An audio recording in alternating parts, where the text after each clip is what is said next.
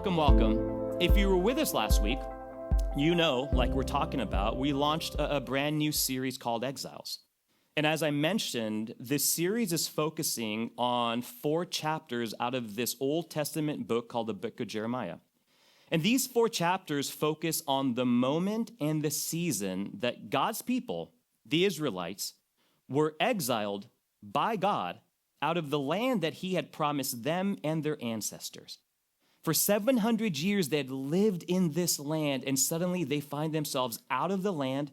They had been conquered by the Babylonians. They were now 600 plus miles away from what was home, and they were facing this new reality of their lives. And what we're going to see through the lens of Jeremiah, that the exile for them was not just a physical displacement, but it was also a spiritual reality. Because in exile, they began to realize and understand that the life that they had in front of them now was very far from what God had intended for them. And so for us, the purpose of this series is this reality that all of us in different moments and seasons find ourselves in exile. We find that our lives can be disrupted. We can find ourselves disoriented. We can recognize that my life's not going how I planned. My life is not meeting the expectations I have set for it. And maybe for some of you, it is a physical displacement, that you find yourself living in Los Angeles and you're like, man, I feel like a stranger in a strange land. I'm far from family. I'm far from friends. I feel isolated in a city that can feel very lonely. Maybe for you, it's physically being in LA feels like exile. Maybe for you, it's seasons that you might be experiencing or enduring, involving your relationships, involving your family, involving your friends. Maybe something going on professionally in your life with your work and things are not going how you thought. Maybe something going on with your health and suddenly a bomb was dropped in front of you that you're now trying to deal with and wrestle with. And God, this is not the life that I have had planned. But the promise of God and that we're going to see through the book of Jeremiah is that even in exile for the Israelites, and the Israelites were in exile because of their own decisions. It was a consequence of decisions they had made. That's what led them to exile.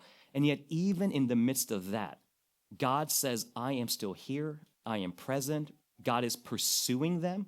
God is seeking to draw them back near to him. God is speaking to reorient them and to help grow them. Because God is trying to help them understand that their exile does not have the last stay in their story, but there's a life out of exile that God is preparing them for. And the same is true for our life. However we might find ourselves in exile, and if we're honest, for some of us, where we are might be a result of some decisions that we have made in our life that are apart from what God would have called us to. And yet there are other times that we find ourselves in these places and it has nothing to do with us, but has everything to do with the brokenness and the sin that's in this world. And yet, regardless of how we find ourselves there, the promise for God is true, that he is pursuing us, that he is present, that he's drawing us back towards him, and he's trying to shape us for what comes next, because the exile in our life, whatever season we're in, is not meant to be the end of the story, but God is preparing us for what comes next. Yes? So that's the series that we are in. And this morning, as we jump into the book of Jeremiah, I want to just give a little information to kind of set the table for who Jeremiah is to begin with. And Jeremiah was a prophet of God, and what a prophet of God is someone that goes and speaks the truth of God to God's people. And in the Old Testament, one of the ways that God would speak to his people, engage his people, we have this now, but back then, one of the ways God did it was he would use prophets. He would raise up a prophet. And he would send them to his people to speak his truth. That's who Jeremiah was. Unfortunately for Jeremiah, he had to speak a very hard and difficult truth to a group of people who did not want to hear it. To a group of people who were rejecting God and definitely rejecting God's messengers, and they were hostile back towards Jeremiah. Just to give us a picture of what was going on and a picture of honestly what led to their exile, I want to just look at a few verses in Jeremiah chapter 7 before we jump to our main text. In Jeremiah chapter 7, what we see is God tells Jeremiah to go and to stand at the doors of the temple. Remember, they were living in the promised land. the place that God had promised their ancestors. This is a place that was meant for their flourishing. It was a place that was meant for them to reflect the truth and the goodness of God to the world. They're supposed to be a light to the world. And God told them that his presence would be tangibly with them. God is everywhere. But God said, during this season in the promised land, I will tangibly be with you in a temple. And so now God is telling Jeremiah, go stand at the front of the temple. Go stand in front of church as everyone's walking in and say these words to them. I'll pick up in verse 5. The Lord says through Jeremiah, if you really change your ways and your actions and deal with each other justly, if you do not oppress the foreigner, the fatherless, or the widow, and do not shed innocent blood in this place, and if you do not follow other gods to your own harm, then I will let you live in this place, in the land I gave your ancestors forever and ever. He is saying that because that's exactly what they're doing. It's not, oh, keep being great and wonderful. No, he is saying, Jeremiah's in front of the temple as they're walking in, and God is saying, if you continue down this path of shedding innocent blood, of oppressing, and the words he's using are always meant to connotate the most vulnerable in our society, if you continue harming and taking advantage of the most vulnerable, if you continue living this way, there's going to be consequences. And what is so challenging about this is the things that the Israelites were doing to one another is exactly what they had endured by the hand of the Egyptians. The leadership in Egypt, the powers were stronger than the Israelites. So they used their power over Israel, not their power to help lift Israel up. No, they used their power over them, to oppress them, to harm them. And now here we are, and the Israelites are doing the same things to the most vulnerable around them. God is saying, why aren't you treating people out of the overflow of how I've treated you? Why do you not treat people with my love and compassion and mercy? And instead, you're seeking to take advantage of people. He continues in verse 8. But look, you are trusting in deceptive words that are worthless. Will you steal and murder, commit adultery and perjury, burn incense to Baal, and follow other gods you have not known, and then come and stand before me in this house, which bears my name, and say, we are safe to do all these detestable things? Has this house, which bears my name, become a den of robbers to you? But I have been watching, declares the Lord. Uh-oh. See, what the Israelites thought was by the mere proximity to the temple that they could go live and do whatever they wanted to do, but the temple is here, so we are good, right? They were trying to use the temple as a good luck charm, like the get out of jail free card in Monopoly. We have that card, so we're good to go. And God is saying, I have been watching you. I see your deeds. What you're doing is detestable. You're committing adultery. You are shedding blood. You're taking advantage of each other. You are following other gods. You have turned from me and followed other gods, and you think you can just walk into my temple and everything is going to be okay? See, the people wanted the presence of God near them, but they did not want to walk in obedience with God. They loved the gifts of God, but they wanted nothing to do with the giver of those gifts. They loved the idea of God, and oh, there's the temple, but they wanted nothing to do with the relationship to God. And yet, even in the midst of that, what Jeremiah is saying, what God is telling them, turn back. This is God's plea for them to turn back, because the road they're going on ultimately leads to their harm. That's why God's calling them back. This road leads to destruction. The road back to me is the life of flourishing. It's the life of joy and satisfaction and purpose and significance. That's the life I'm calling you to, the life of peace, and yet you're going down this road. Come back. And if you come back, you can live in this land that I have promised you. That's the plea from God. Turn back towards me. And yet the people do not turn back. They continue going their direction. And finally, what Jeremiah had warned, what God warns again and again happens, and they are conquered and they are exiled. And when we pick up our story in our text this morning out of Jeremiah chapter 29, We see that this community has been exiled. They're 600 plus miles away, would have been a couple month journey from their home, and they've lost everything. They've lost this land of flourishing that they were living in. God called the promised land a land of abundance. We looked at this last week. God has said, you're not going to need anything in here. There's going to be rivers and trees and fruits, and you will never go hungry a day in your life. This is a land of abundance. Gone. God's temple, God's presence, they could go to the temple and worship God. Gone. House is gone. Possessions gone. Family, friends, all ripped apart. This is the new reality that they find themselves. And so in Jeremiah chapter 29, what Jeremiah is doing is he's writing a letter to the exiles, to the people living in this place. And yet this letter is not about how do I white knuckle my way through this. It's not an escape plan out of this. No, it's just the opposite. What Jeremiah is telling them in this letter is how they're meant to behave and function in light of this new reality. Because what Jeremiah is going to make clear through this series that we're going to be looking through, Jeremiah is telling them, in spite of your rebellion, in spite of the fact that you've turned your back on God, in spite of the fact that you have now faced the consequences, in spite of all of that, guess what? God's love is still with you, and also your purposes have not changed. Your job description was to be a light in this world for God. That's who you were meant to be, and even in exile, that's what we're calling you towards.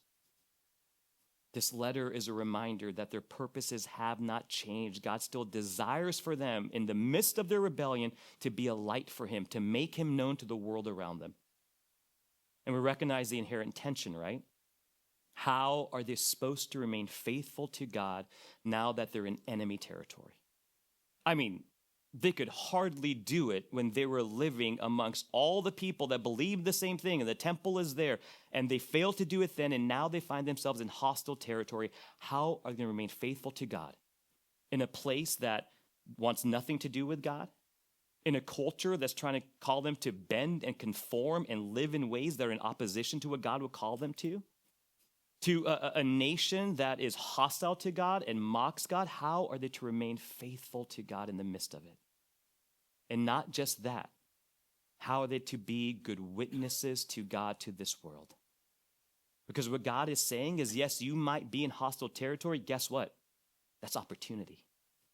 You have a chance in the midst of this community of people that want nothing to do with me, to make myself known to them by how you live, by how you love God, by how you love others, by your care and your compassion and your mercy. All of that is going to speak volumes to a community and help make me known.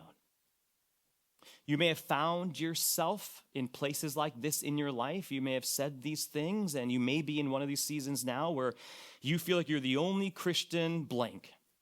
I'm the only Christian in my family. I'm the only Christian in my group of friends. I'm my only Christian at school. I'm my only Christian at work. I'm my only Christian in this city. And if you feel that, my hope is by just walking in the door, you know you're not alone. But we have all had seasons. I've had seasons. I'm the only Christian at this spot of my life. And we know the challenge, especially living in this city that by and large is not like pro-Jesus. And I'm so excited you're going to church on Sunday, right? That many of us probably don't tell a lot of people where we are on Sunday mornings. Because this land could be hostile, and there's people that are against Jesus, and not just against Jesus, but really they're against the life that Jesus calls us to live because it's in such opposition to the things that this world values. God's values in his kingdom are far different. His priorities for us are far different. And so we too can find ourselves in those places. How to remain faithful, and how can I be a good witness? I'll give you just one hint, not to go on a tangent. But the second part, how do you be a good witness, kind of takes care of itself. If you live faithfully for God, the question always is, how do I be a Christian at work? How am I supposed to do it? Here's how it starts. Carry his values into your work. Show up on time. Work hard. Have integrity. Be honest. Be fair. Don't take credit. Share credit. Care about the people around you. Pay attention to who God has put you around. That's kind of where it starts, guys. And yet, just by doing those things, and I look at this room, you know that's not the norm in most of the places we find ourselves. People that walk with integrity, and seek to care about others more than themselves. But that's the question before the Israelites. How can you now remain faithful in a land that's going to be hostile towards you? And so we pick up in verse 4, and God begins giving them instructions through Jeremiah of how he's calling them to live. We're just going to look at 3 verses this morning. It says, "This is what the Lord Almighty, the God of Israel, says to all those I carried into exile from Jerusalem to Babylon." I love that because God is making clear it may have been Nebuchadnezzar. I used him. He calls Nebuchadnezzar his servant, not because he follows God, he's against God, but God's like, I'll use anybody. I'll use Nebuchadnezzar. But God is making clear, it's not the Babylonians who conquered you. I carried you into exile. I did this. This is what the Lord Almighty says to all those I carried into exile from Jerusalem to Babylon. Build houses and settle down. Plant gardens and eat what they produce. Marry and have sons and daughters. Find wives for your sons and give your daughters in marriage so that they too may have sons and daughters. Increase in number. Do not decrease. Also, seek the peace and prosperity of the city to which I have carried you into exile. Pray to the Lord for it, because if it prospers, you too will prosper. What God is trying to help the people see and understand, the posture he wants them to have is a posture of presence and engagement. In the midst of everything that's been disrupted in their life, in the midst of the new reality that they're facing, God is not saying, go hide, go white knuckle it, just try to endure this. He says, nope, I want you to live and function as a people that have a posture of presence and engagement in the season of life that's in front of you. And just think about the things that he's calling them to do. He's saying, build homes, settle down, plant gardens, have families, marry, have kids, find wives and husbands for those kids, and on, multiply. All of these things take time. If you rented an Airbnb for a week, you wouldn't plant a garden, you wouldn't plant a strawberry, because you're never going to see the fruit of it, right? It's only if you know you're going to be there. So what is God saying? This isn't temporary. This is going to be a long time. We're going to see later. He tells them the number. We don't always get the number. They know the number, 70 years. This will be a 70-year diversion for the life that I had called you to. And yet, even in exile, we can be people that live lives of flourishing. So God says, lean in, don't lean out. Presence and engagement. Everything he calls them to is going to take time. But God says, I want you to build and build and build. He's trying to get them out of this mindset of the temporary. If you're anything like me, if we find ourselves with a temporary mindset, my posture and my behavior changes pretty dramatically. Like if you knew you're going to be in an apartment for just a month and then move to the place you actually want to live, are you unpacking your boxes? Are you decorating the place? No. Do you care that the faucet is leaking? Do you care how you treat that place? No. Do you care about meeting your neighbors and the people above? No, because you're temporary, right? If you've ever had a job that you knew was temporary, I had one of these right when I moved to LA at 25. This is going to sound egotistical. I'm going to say this out loud. I have always been, and this is from my parents, I have always been known to be a hard worker. I pride myself on it, sometimes to my detriment, but I always want to be a hard worker. I want to be seen as dependable, reliable, show up early, stay late. That's in my DNA. I don't do it perfectly. And again, it can be a problem at times, but I pride myself on that. I moved to LA at 25, was sleeping on a couch, trying to make enough money to get off that couch. And so I got a random job at this printing company in Irvine. I was on a couch in Long Beach, going to church in the Palisades, so I was really smart on geography. I had time. And that job, I mean, I wasn't rude to anybody, but I was checked out. I was printing things. I was collating. I was stuffing envelopes. I mean, it was like a major printing company that would print like 20,000 mailers for Ford. And so now I'm there. Like, I didn't care about this job. It was killing my soul. And I got fired from that job. I got called in 5 months later, and the guy cut me loose and kind of gave me the like, dude, you're checked out. And it took me a long time to realize how I showed up to that job because it was temporary My attitude wasn't great. I would show up late. I would call in sick. I wasn't reliable, dependable. I didn't really care about my coworkers. I didn't care about being excellent. Now contrast all that. And instead of the apartment you're going to be in for a month, think about the home or the place that you're like, oh, I'm going to be here a long time. Think of the care you would show that home. Think of how you would treat that house. Think of how you would care for the neighbors around you because you're going to be stuck with them for a while. You would fix things that are broken. You would try to make it better and enhance it, right? Think about that dream job when you get that dream job. And I luckily found that dream job at Calvary, 6 months later. And when you find that job that you're like, oh, this is the place where I can take those next steps, who are you then? I'm here early. I'm ready to work. I want to work with excellence. I want to be a good employee because this is the place that I want to be. When we feel temporary, our instinct is to check out and not be the best version of ourselves. But yet when we recognize, no, this is the place that I'm going to be for some time, hopefully our posture changes. This is what God is saying. This isn't temporary. Get rid of the temporary mindset. I want you to have a posture of presence and engagement. Why? Because we don't know what tomorrow brings. They got some information. I moved to LA at 25. I thought it was going to be a blip in the road. My friends are down there. Let me come here for a year. It's been 21 years. It still feels temporary. Who lives in LA? I guess we do.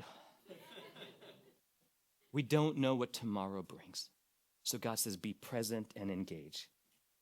The first instruction he gives them, settle in, settle down. The second instruction, seek the peace and prosperity to the city to which I have carried you into exile. Again, he's making clear, who brought you here? Me. So Babylon is not your enemy. Don't conform to their culture. Don't bend to their culture, but they're not the enemy. Your instinct to be in opposition to them, to move with violence, warfare, let's attack, God is saying, I'm putting an end to that. I brought you here for a purpose, and what I'm calling you is to be faithful to me and to be good citizens. Seek the peace and the prosperity to the place that I have brought you. This isn't like, oh, pray for your country. I don't say that, but that's nice. Pray for your country. That's a great thing to do. That's not what this is. They were conquered by Babylon. To them, Babylon's the enemy. They've been ripped from their homes, and now they're living here. And instead of fighting back, God says, settle in, engage, and I want you to seek the peace and prosperity. I want you to pray for those who you might consider enemies in this place. That's the posture that God is calling them towards. That's how we are good witnesses, is we don't conform to the ways of the world. We seek to be a light for them, and we seek to be good citizens. Jesus echoes these words in probably his most famous sermon he gave. It's called the Sermon on the Mount, and we find a big chunk of it in Matthew chapter 5. And for them, it wasn't Babylon that was the issue. It was Rome and Rome occupation and all the realities of that. But Jesus gives the same instructions. I'm going to jump forward to Matthew chapter 5, verse 43. You have heard that it was said, love your neighbor and hate your enemy. That's conventional wisdom. And love your neighbor is a bit of a stretch if we all want to be honest with each other, right? Like that's a bit of a lean. Love your neighbor, but it's okay to hate your enemy. Hate those that oppose you. Hate those that think differently than you. Hate those that don't fall in line to what you want, right? That's conventional wisdom. That's the okay standard. Jesus says, that's not the way it works. But I tell you, love your enemies and pray for those who persecute you. Why? That you may be children of your Father in heaven. He says, there's a different standard I have. We don't conform to the standards of this world. In fact, we seek to be people that live a different way. And so how do we operate? Instead of hating our enemies, we seek to pray for them. We seek to love our enemies. Those seeking to persecute us, which is awful and terrible, and some of us have been persecuted. I have felt persecuted in my life legitimately. I know others have as well. Man, what God is saying, pray for those doing it. And I don't know if he means that, but how I always take it is pray for whatever is going on in their life that's causing them to behave this way. Now, that may not be fully biblical, but that gives me the ability to pray for those who have persecuted me in my life. Man, what's going on with you that this is your response and overflow? This is the standard that God calls us to. Invite the worship team back up. I want to end by looking at one more verse in the New Testament. It comes out of a book called 1 Peter. We know our boy Peter, if you've been with us for some time. Peter, where am I? Peter wrote this letter, and this is now after Jesus' death and resurrection. Some time has gone by, and Rome is persecuting Christians. They are killing Christians. They are hostile against Christians. And Peter is writing a letter to provide them hope and to remind them that even in the midst of this, their purposes haven't changed. And he echoes the words of Jeremiah, 1 Peter chapter 2, verse 11. Dear friends, I urge you, as foreigners and exiles, to abstain from sinful desires, which wage war against your soul. Don't conform to this world. Don't conform, don't bend. Instead, live such good lives among the pagans that, though they accuse you of wrongdoing, they may see your good deeds and glorify God on the day that he visits us. Our circumstances do not dictate our posture. That's the hard thing about the walk of faith. Our circumstances, others around us, the society, the world, they do not dictate our posture. God calls us to have a posture of engagement and presence. And you may feel like you're in a temporary season or there are temporary things. You may feel like life is not going as planned and things are unraveling around me. God is telling you that he is there. He is drawing you in. He's seeking to work on you. And yet this isn't meant to be wasted time. We can waste the time. That's on us. But God is saying, I'm not trying to waste this time. There's something I'm trying to do through it. So while you're in this season, have a posture of presence and engagement and live in such a way that reminds people that there is a God of the universe who sees them, who knows them, who loves them. How? By how we love God and how we love others. So church, let us continue in worship.